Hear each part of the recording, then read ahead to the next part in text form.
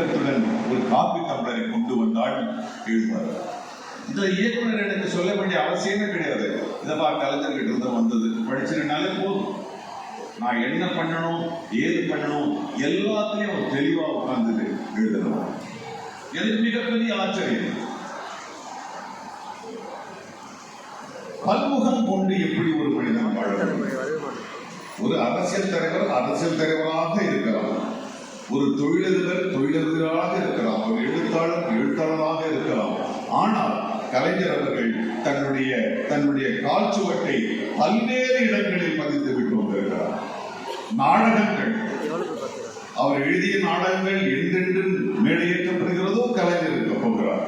அவர் எழுதிய வசனங்கள் திரைக்கதையில் அவர் பேசிய வசனங்கள், அவர் வசனங்களாய் எழுதினார். வசனங்கள் எழுதவில்லை, தனக்கு எழுதுறவனாக பொறுப்பாக இருக்கின்ற தன்னுடைய சமூக கடமைகளை சார்ந்த கருத்துக்களை தான் அவர் சொன்னார். அந்த கருத்துக்கள் சொல்கின்ற வரையில் அதுவை, ஏன்னா இன்னைக்கு டிஜிட்டல் டெக்னாலஜி வந்துருச்சு. இன்னைக்கு இந்த நிகழ்வு நடக்குதுன்னா இப்ப இருக்கிற தொழில்நுட்பத்துல இன்னும் 200-300 ஆண்டுகள் கடந்தாலும் 7ஆம் தேதி இந்த இடத்துல சேகர் பாபு வடிவமைத்த இந்த நிகழ்வு என்னன்னா அப்படி தான் வந்து அதெல்லாம் இருக்கும் போது கலைஞருடைய படங்கள், கலைஞருடைய எழுத்துக்கள், கலைஞருடைய பாடல்கள் எல்லாம் இருக்கின்ற பொழுது மாமனிதன் காலம் உள்ளவரை இருந்துதானே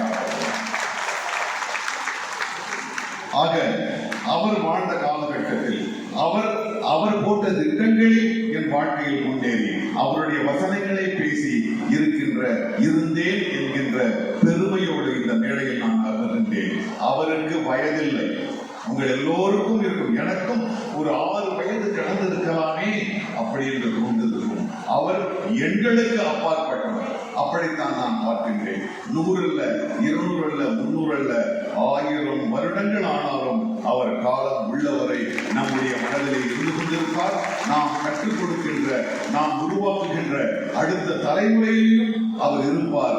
அதை இருக்க வைக்க செய்ய வேண்டிய கடமை நமக்கு இருக்கிறது என்று சொல்லி நான் என்னுடைய உரையை முடிக்கிறேன். மீண்டும் உங்கள் எல்லோரையும் சந்தித்ததில் மிக்க மகிழ்ச்சி.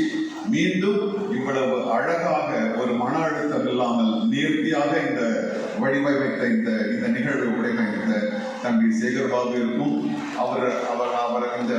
அவரோடு பயணித்த அவருடைய நண்பர்கள், தோழர்கள் எல்லோவற்றிற்கும் என்னுடைய நன்றி கூறி அமைகிறேன். நன்றி.